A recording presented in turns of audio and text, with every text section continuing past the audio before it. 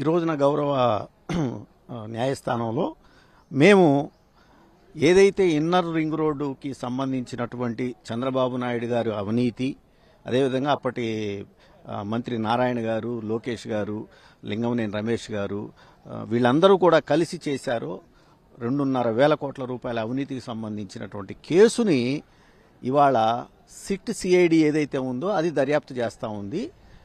అది ప్రస్తుత SIT CID దర్యాప్తు చేయడానికి వీల్లేదు, ఈ కేసుని సిబిఐకి అప్పచెప్పాలి అని చెప్పి నేను పిటిషన్ వేయడం జరిగింది. దాన్ని గౌరవ న్యాయస్థానం స్వీకరిస్తూ ఈ నెల 16వ తారీఖున మధ్యాహ్నం 3:30 గంటలకి మేము ఈ కేసుని పూర్తిగా వింటాము అని చెప్పేసి గౌరవ న్యాయమూర్తి గారు చెప్పడం జరిగింది.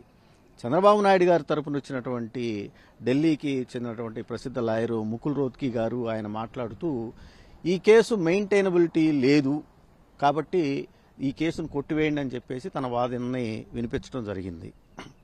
నేను ప్రజలకి ఒకటే చెప్పదలుచుకున్నాను, చంద్రబాబు నాయుడు గారు లా అండ్ ఆర్డర్, హోంశాఖలో లా అండ్ ఆర్డర్ని తన చెప్పు చేతల్లో ఉంచుకొని ఆ శాఖని దానికి సంబంధించి ఈ రాష్ట్రంలో ఉన్నటువంటి ఐపీఎస్ ఆఫీసర్ల యొక్క పనితీరు, ప్రమోషను, సర్వస్వం కూడా మరి గతంలో ఇచ్చినటువంటి జీవో 721ని ప్రకారం ఆయన చెప్పు చేతుల్లో ఉన్నటువంటి ఐపీఎస్ ఆఫీసర్లతోటి ఇవాళ ఇన్వెస్టిగేషన్ దీన్ని కొనసాగించడం అంటే ఎంతవరకు సబబో, న్యాయమో, ధర్మమో ఆలోచించుకోమని చెప్పేసి అడుగుతా ఉన్నా.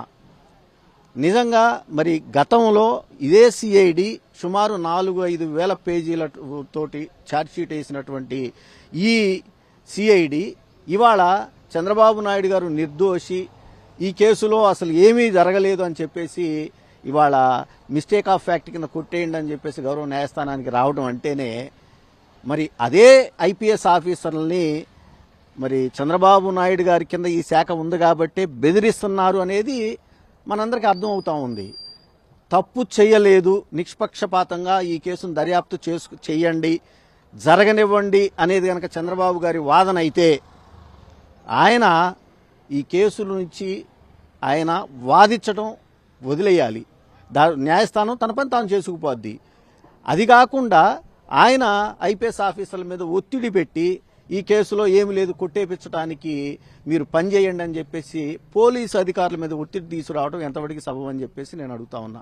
కాబట్టి ఏదేమైనా ఇవాళ గౌరవ న్యాయస్థానము మరి సిబిఐకి అప్పచెప్పండి, సిఐడి చేయడానికి వీల్లేదు అన్న దాన్ని పరిగణలోకి తీసుకొని ఈ నెల 16వ తారీఖుకి వాయిదా వేసింది కాబట్టి ఖచ్చితంగా న్యాయస్థానం న్యాయానికి నిలబడుద్దని చెప్పి నేను భావిస్తా ఉన్నా.